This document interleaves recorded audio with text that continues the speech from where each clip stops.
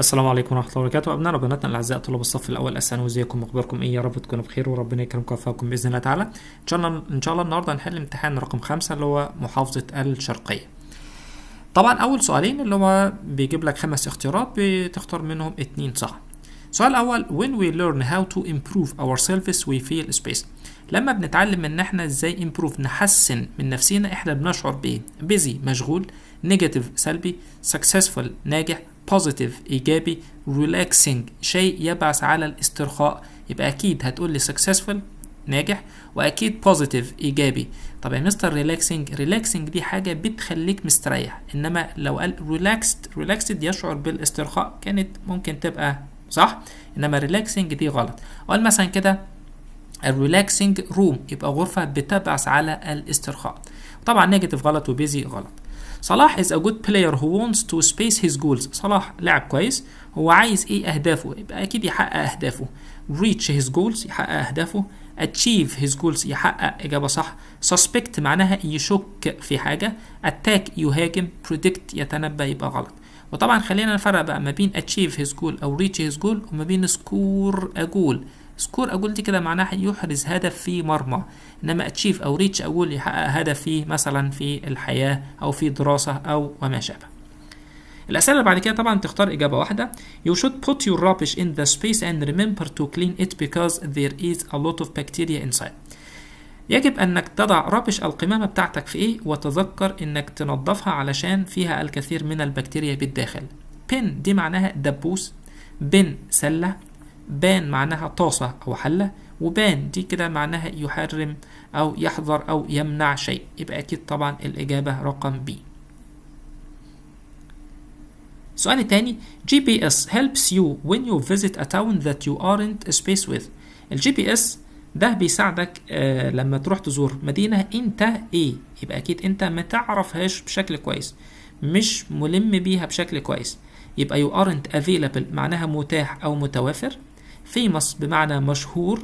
popular بمعنى شعبي أو محبوب أو مشهور. familiar بمعنى مألوف، يبقى أكيد you aren't familiar with، يبقى أنت مش آلف المكان ده، مش متعود على المكان ده، ما تعرفش المكان ده بشكل كويس. 3 to space is to leave your home to do something fun with other people. إيه إنك leave home طبعا لها معناها يترك المنزل علشان يعمل حاجة يعني كلها fun متعة كده مع ناس تانيين. look after يعتني به. find out يكتشف. get around بمعنى يتجول، يذهب من مكان إلى أماكن أخرى.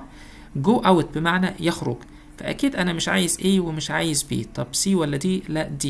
go out معناها يخرج، يطلع بره البيت علشان إنك تقوم بحاجات يعني إيه ممتعة، إنما get around معناها يسافر من مكان إلى مكان، ينتقل من مكان إلى مكان وهكذا. سؤال رقم 4 The wealthy family hired a space to educate and supervise their children. wealthy طبعا معناها ثري أو غني، العائلة الغنية. hire دي كده بمعنى employ يوظف، وظفت كده إيه علشان educate يربي يعلم، supervise يشرف على الأطفال. governess مربية أطفال. government حكومة. housekeeper مدبرة منزل، وhousehold اللي هم أفراد المنزل. يبقى أنا أكيد مش عايز B ومش عايز D. قلنا قبل كده الفرق ما بين governess وما بين housekeeper ده المسؤول عن التنظيف والطهي وترتيب المنزل وما شابه، يبقى أكيد إجابة خاطئة، يبقى governess مربية مدرسة يعني.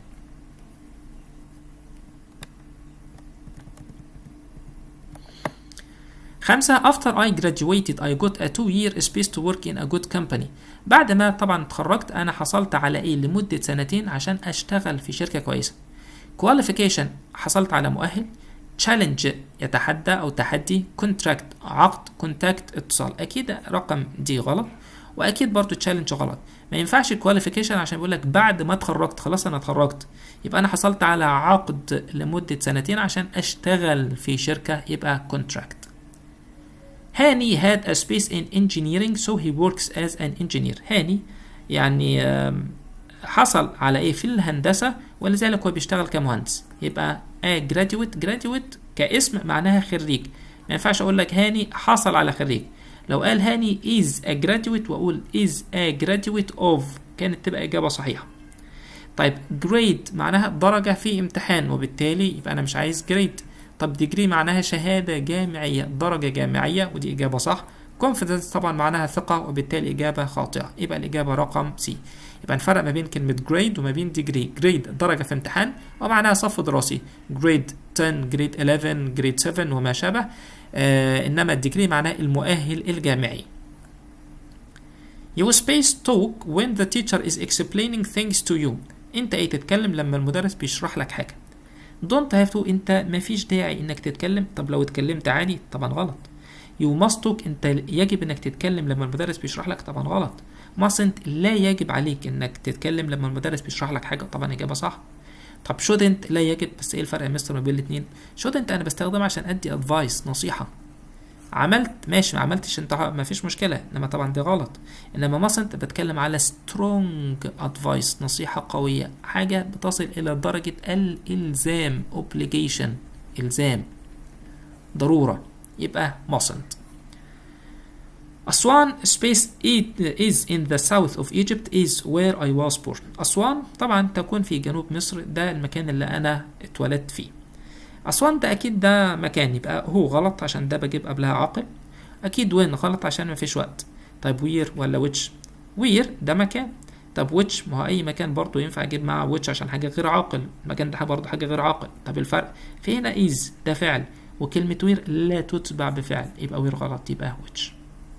يبقى أسوان which is in the south of Egypt. I love my job space it is very stressful at times. أنا بحب الوظيفة بتاعتي إنها تكون يعني stressful مرهقة، يعني at times معناها أحيانا. so لذلك but ولكن despite بالرغم من although معناها بالرغم من. أكيد أنا مش عايز كلمة so لذلك، علشان هنا so دي بيكون في سبب ونتيجة، وهنا ما فيش سبب ونتيجة، ده الجملتين عكس بعض. أنا بحب الوظيفة هي مرهقة أحيانا. طيب but في تناقض، despite بالرغم من في تناقض، although معناها بالرغم من. بس احنا نستبعد رقم سي despite. ليه؟ علشان despite دي بيكون في بعدها verb plus ing او noun اسم، وفي هنا it the subject و is the verb، يبقى دي complete sentence جملة كاملة. طيب but ولا although؟ لا although. ليه although؟ علشان حاجتين. الحاجة الأولانية إن دايما كلمة but لو في قبلها جملة كاملة فاعل وفعل وتكملة، والجزء الثاني فيه فاعل وفعل وتكملة، يبقى معنى كده دول حاجة اسمهم independent clauses، يعني عبارتين مستقلتين كل واحدة بتديني معنى كامل. فدايما كلمة but في الحالة دي بيكون في قبلها كوما. هنا كده مفيش كوما، يبقى معنى كده ان دي غلط. طب رقم 2 ان but معناها لكن او بالرغم من ذلك، بالرغم من ذلك. انما كلمة although معناها بالرغم من. فالجملة كان أصلها كده إيه بقى؟ although my job is very stressful at times، بالرغم من إن وظيفتي مرهقة أحيانا، إلا I love my job أو I love it، أنا بحبها. إنما ما ينفعش أقول لك أنا بحب الوظيفة بتاعتي بالرغم من ذلك إنها تكون مرهقة أحيانا، لا، أنا بحب الوظيفة بتاعتي بالرغم من إن هي أحيانا مرهقة. 10 if I space my timetable I would have time to have fun. لو انا ايه التايم تيبل الجدول بتاعي، انا هيبقى عندي وقت كافي ان انا ايه يعني اقوم بحاجات كلها فن متعه ومرح. طبعا في هنا كلمه اف يبقى تلقائي مستر كده احنا بنتكلم في اف كونديشنالز، حالات اف. روح على طول على الجزء الكامل، في هنا وود وهاف، اوعى تغلط الغلطه. هنا في بعد هاف مفيش تصريف رقم 3، وبالتالي يبقى دي كده تصريف يعني دي الحاله الثانيه، السكند اف كونديشنال، حاله اف الثانيه. طيب مادام هنا في would والانفينيتيف، يبقى انا تلقائي محتاج past simple، فالpast simple اللي هو arranged تصريف رقم 2. had arranged ده كانت حالة رقم 3، كان في هناك would وhave وتصريف ثالث. طيب رقم 11 when I returned home my mother spaced lunch I ate it immediately. لما رجعت البيت أمي إيه اللانش الغداء أنا أكلت على الفور. يبقى تلقائي هنا إيه returned the past، يبقى أنا عايز past يا مستر كلهم past. was repairing past، has عفوا ده present يبقى دي غلط. had prepared the past و prepared the past. احنا كنا قلنا قبل كده past يحب الباست. طب ايه الفروقات؟ was aware و ing ده بستخدمه لو حدث كان شغال والتاني قطعه، أو حدثين كانوا مع بعض في نفس الوقت، ويبقى دي كده غلط. علشان أنا هنا بقول لما روحت البيت أمي إيه الغداء أنا أكلت على الفور، يبقى أول ما روحت أمي كانت مجهزة الأكل فأنا أكلت بمجرد ما روحت، يبقى ده ترتيب أحداث. طب had prepared ولا prepared؟ نبص بقى ايه الحدث الاقدم هنا؟ ان انا روحت البيت ولا امي جهزت؟ لا، امي جهزت الاول. ليه؟ عشان بمجرد اول ما روحت اكلت، يبقى اكيد روحت لقيت الاكل جاهز، يبقى ده ترتيب احداث في الباست، والحدث الاول بيكون هادو التصريف رقم 3، يبقى كده prepared اجابه خاطئه. Science and Math العلوم والرياضيات نقط in schools long before the invention of the internet قبل في المدارس قبل اختراع الانترنت. have taught ولا were taught ولا had taught ولا taught؟ طبعا اكيد لما اقول لك قبل اختراع الانترنت يبقى ده اكيد ده post، يعني انا عايز post، يعني have ده غلط عشان ده present. طيب were taught post، had taught ده post، taught post. طيب هنا العلوم والرياضيات taught ده تصريف رقم 2 و3 من كلمة teach معناها يدرس، فأنا أكيد تلقائي مش هقول لك العلوم والرياضيات يعني درست ولكن تم تدريسها، يبقى ده passive مبني المجهول. عشان نتكلم في passive في مبني المجهول لازم يكون في أحد أشكال verb to be وبعد كده التصريف رقم 3. الساينس والماث الاثنين دول جمع، فأكيد هياخدوا verb to be am is are was أو were be being أي شكل من أشكالهم، فالاثنين كده هياخدوا كلمة were، في بعد were تصريف ثالث يبقى الإجابة رقم B. had taught مفيش verb to be، taught مفيش verb to be يبقى برضو إجابة خاطئة. القطع. sleep is very important for our health and safety. طبعا النوم ده مهم جدا لصحتنا والأمان بتاعنا. we should get enough sleep to let our brains work properly. يجب ان احنا نحصل على قدر كافي من النوم علشان نخلي البرين العقل بتاعنا بيشتغل properly بشكل مناسب. research has shown that 60% of adults suffer from sleep deprivation. البحث أظهر إن 60% من adults البالغين بيعانوا من sleep deprivation اللي هو معناها lack of sleep نقص النوم، مش بتحصل على قدر كافي من النوم. If we don't sleep well for a long time many negative things may happen. لو ما نمناش بشكل كويس لفترة طويلة في حاجات كتير نيجاتيف سلبية هتحصل. We may get sick because the body loses its ability to fight infections. ممكن هنصاب بالمرض علشان الجسم بتاعنا بيفقد القدرة بتاعته على أنه fight infections يحارب infections العدوى. Also, a lot of accidents can be caused when drivers have difficulty concentrating as a result of sleep deprivation. كمان العديد من الحوادث هيحصلوا علشان السواقين مش مركزين. concentrate طبعا بمعنى يركز، بيجد صعوبة في التركيز نتيجة لنقص النوم. We need an average of 8 hours of sleep at night. محتاجين متوسط 8 ساعات في اليوم في الليلة في النوم يعني. However, to get a good night's sleep علشان تحصل على قدر كافي من النوم في المساء أو بالليل we need to set a specific bedtime and wake up time and make it a routine. لازم ان انت كده تنام في وقت معين وكمان تستيقظ في وقت معين وتخلي ده روتين بالنسبة لك. يبقى اكيد عايد على ايه؟ عايد على انك هتظبط وقت النوم بتاعك وكمان وقت الاستيقاظ. Also كمان we shouldn't drink cola, tea or coffee during the day. We should stop eating, studying or watching TV in bed because bed is meant for sleep. كمان بقى يعني ما تشربش بقى كولا وشاي وقهوة وما شابه، وكمان توقف عن الأكل والمذاكرة ومشاهدة التلفزيون وانت على السرير علشان ده كده السرير ده بيعني النوم. Many studies have shown that a good night's sleep assists the learning process. العديد من الدراسات أظهرت إن النوم كويس بالليل assist بيساعد في عملية التعلم. Sleep helps you to learn information that you have come across during the day. النوم ده بيساعدك انك تتعلم معلومات انت قابلتك في وقت النهار and allows the human brain to organize the day's memories. وكمان بيساعد العقل بتاعك ان هو يرتب الذكريات اللي حصلت معاك في اليوم. Sleep is an essential function that allows your body and mind to recharge. النوم ده ضروري جدا أو وظيفة ضرورية علشان بيسمح للجسم بتاعك والعقل ان هو يعيد شحن، يعيد تركيز مرة تانية. leaving you refreshed and alert when you wake up. ويخليك كده refreshed يقظ و alert منتبه كده لما تستيقظ. healthy sleep also helps the body remain healthy and stave off diseases. النوم الكويس ده كمان بيساعد الجسم على انه يفضل بصحة كويسة وكمان stave off diseases بمعنى avoid يتجنب الأمراض. without enough sleep بدون الحصول على نوم كافي the brain can't function properly. العقل بتاعك مش هيقدر يقوم بالوظيفة بتاعته بشكل مناسب. السؤال الأول many studies have shown that a good time sleep space learning. العديد من الدراسات أظهرت إن نوم كويس ده ايه؟ التعلم. stop يتوقف التعلم، prevent يمنع، help يساعد، eliminate يمحو او يزيل، يبقى اكيد اجابة خاطئة. sleep is necessary for our sleep، النوم ده كده مهم ل health الصحة، safety الأمان، learning التعلم، all of them يبقى كلهم.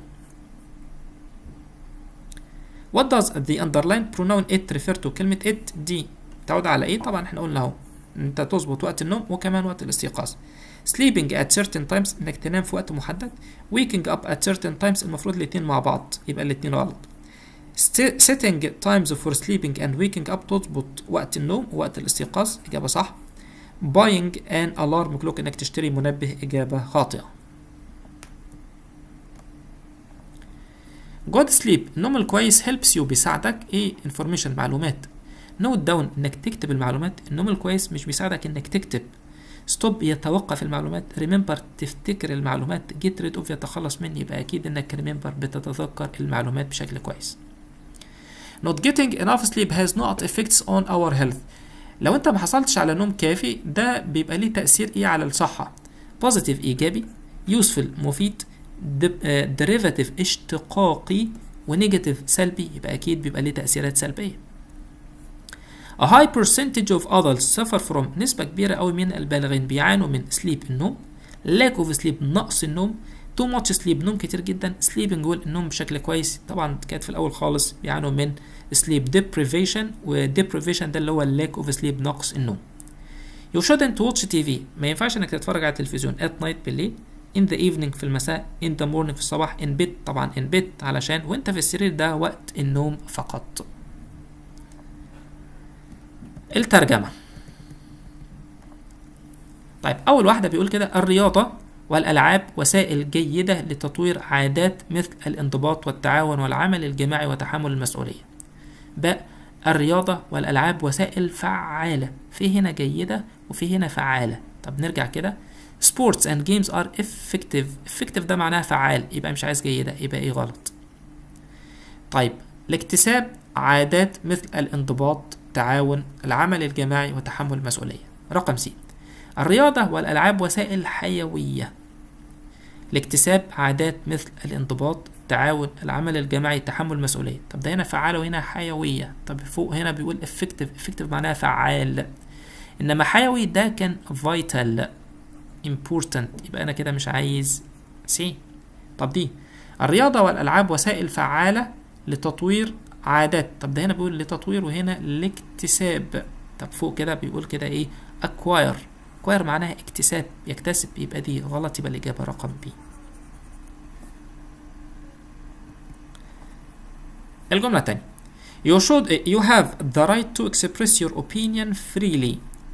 you have the right to express your opinion freely، في هنا مفيش كوما وفي هنا كوما. طيب you have the right to express your opinion freely، you have the right to express your opinion freely، ماشي. طب تعال نكمل. but you shouldn't protect others، but you shouldn't deprive another، but you shouldn't deprive another، but you shouldn't deprive others. طيب عندنا protect و deprive. protect دي معناها يحمي، deprive معناها يمنع. من حقك التعبير عن رأيك بحرية لكن لا يجب أن تحرم، يبقى أنا مش عايز protect، يبقى أول واحدة غلط. طيب هنا الآخرين ده بيقول another و another و others، another معناها آخر يبقى ده واحد، و another واحد، يبقى أنا عايز others، يبقى الإجابة رقم دي بشكل مباشر.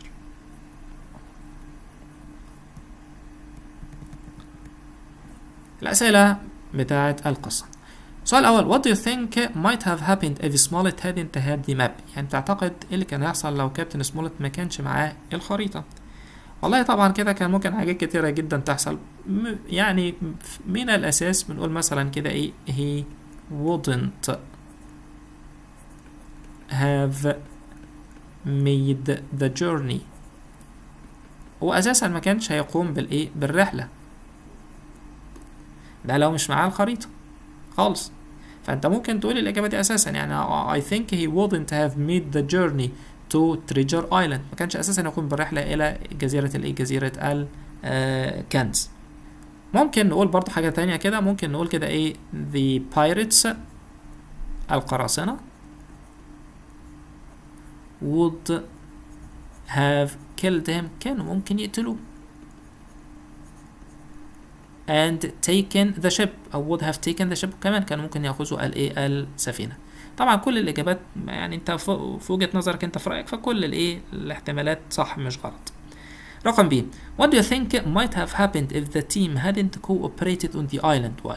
يعني انت بتعتقد ايه اللي كان ممكن يحصل لو الفريق لم يتعاون على الجزيرة ولماذا؟ طبعا برضو أسئلة عامة جدا، فممكن نقول كده مثلا ايه they wouldn't have protected the fort ما كانش هيحموا القلعة أو الحصن بتاعهم.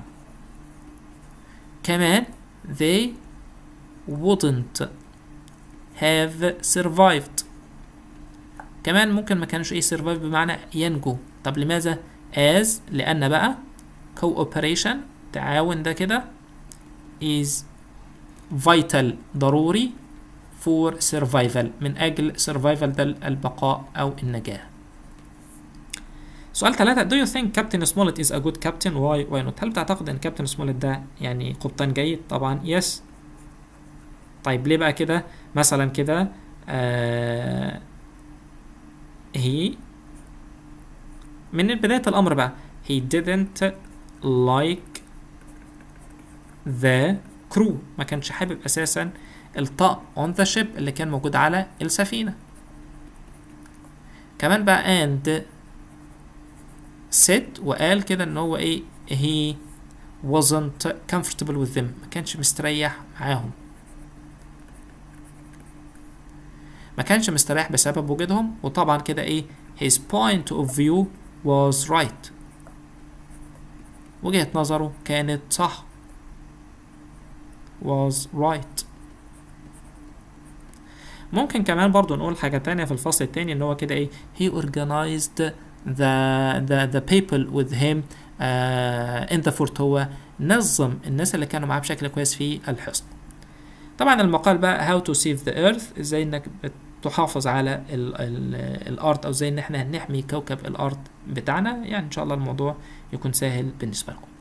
دي كانت اخر حاجة معنا كده النهاردة، يا رب الناس تكون استفادت واكون وفقت في توصيل المعلومة بشكل كويس، وان شاء الله طبعا واستنونا في الحلقات اللي جاية، والسلام عليكم ورحمة الله وبركاته.